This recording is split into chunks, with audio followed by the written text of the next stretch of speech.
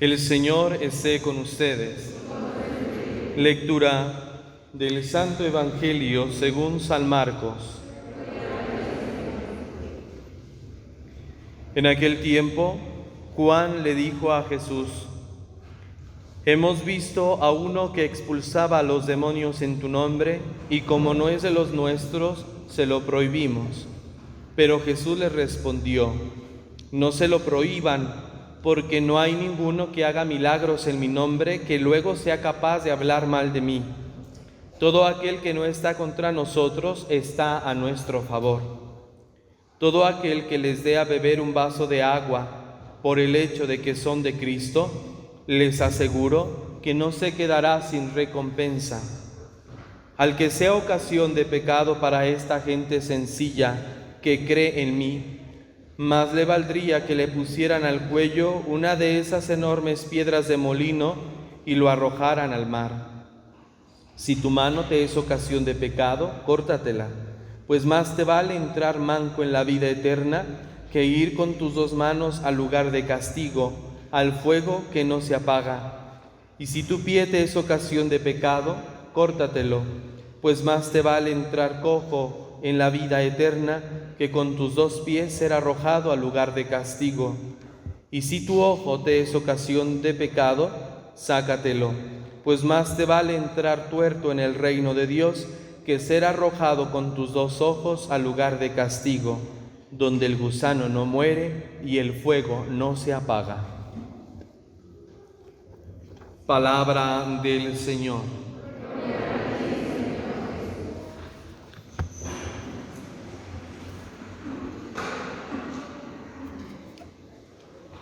El Evangelio del domingo pasado terminaba con una acción por parte de Jesús. Nos decía el Evangelio del domingo anterior que Jesús, tomando a un niño, lo puso en medio de ellos y les dijo a sus discípulos: el que reciba a un niño en mi nombre, me recibe a mí, y el que me recibe a mí, recibe a aquel que me ha enviado. Es la experiencia, queridos hermanos, de abrirnos hacia los demás, de acoger a los demás, de reconocer la grandeza y la riqueza que tienen los otros para mí. Es reconocer aquello que ya mencionaba el Papa San Juan Pablo II, que todos nosotros somos un don para los demás. El otro es un don, un regalo para mí. Yo soy un don y un regalo para el otro. Es abrirnos a la experiencia del encuentro, a la experiencia de la acogida a los demás, descubriendo la riqueza que cada persona tiene para también nosotros, de alguna manera, enriquecernos. Es darnos cuenta de que al aceptar al otro, acepto a Dios mismo. Reconocer al otro es reconocer a Dios presente en los demás. Y hoy esto conecta precisamente con el Evangelio que hemos escuchado. Juan, el discípulo amado, se acerca a Jesús para decirle: hemos visto a uno que expulsaba a los demonios en tu nombre y se lo prohibimos porque no pertenece a nuestro grupo, porque no anda con nosotros. Y Jesús le dice: no se lo prohíban, porque no hay ninguno que haga milagros en mi nombre que luego sea capaz de hablar mal de mí. ¿Cuántas veces al cerrarnos hacia los demás, al vivir de una manera egoísta, pensando solo en nosotros, contemplando nuestra vida como que si solamente nuestra vida fuera la que valiera y no la vida de los demás, tenemos muchas veces actitudes también de rechazo, de desprecio al otro, porque lo creemos muchas veces inferior a nosotros, porque tal vez nos sentimos superiores a los demás y vamos por la vida rechazando a los demás, porque no son iguales que yo, porque no piensan como yo, porque no hacen las cosas que yo hago, porque no se comportan como yo me comporto. Y peor aún, podemos cerrarnos nosotros al bien que el otro quiere hacernos, al bien que el otro hace. Y es lo que hoy Jesús expresa. No hay que prohibirle a nadie hacer el bien, pero ese bien que proviene de Dios, que tiene su causa en Dios. Dios es la fuente del bien. Y cuando una persona obra el bien, tenemos que considerar de dónde proviene el motivo o la causa por la cual esta persona está haciendo el bien. Y la clave nos lo da hoy Cristo en el Evangelio. No se lo prohíban, porque no hay ninguno que obre milagros en mi nombre que luego sea capaz de hablar mal de mí. El bien que estamos llamados nosotros a hacer a los demás y el bien que debemos recibir de los demás es ese bien que es movido por Dios y no por los intereses personales. Porque tal vez nosotros u otras personas actuamos, sí, haciendo el bien a los demás, pero movidos por nuestros intereses personales, con intereses torcidos. Porque yo quiero hacer el bien a una persona para que digan que yo soy bueno. Quiero hacer el bien a una persona para que sepan que yo siempre ayudo a los demás. Y entonces ahí ya nuestra intención no es correcta, no es sensata, sino que está torcida. Debemos hacer el bien movidos por Dios, por el amor a Dios. Debo hacer el bien porque sé que a través de este bien que yo hago a una persona, estoy construyendo el reino de Dios, ese reino del amor, de la paz, de la justicia, del perdón, de la misericordia. El bien que yo hago, por lo tanto, construye, beneficia a los demás, promueve a los demás, los hace ser mejores. Entonces, no podemos nosotros prohibir a nadie hacer el bien, siempre y cuando este bien venga de Dios, sea movido por Dios y no por sus intereses personales. El bien que estamos llamados a hacer nosotros tiene que partir de Dios, porque Él es la fuente de todo bien. Hacer un bien de manera desinteresada. ¿Cuántas veces nos quejamos de los demás por la ingratitud? Le ayudé a esta persona y ni las gracias me dio. Ya no le voy a ayudar, para la otra ya no le voy a hacer caso. Le hago el bien, le ayudo y no me agradece. Y ese es el conflicto que a veces tenemos. Ahí es donde nos damos cuenta que tal vez nuestra intención no es recta. Porque debemos hacer el bien de una manera, sin esperar nada. Ni las gracias.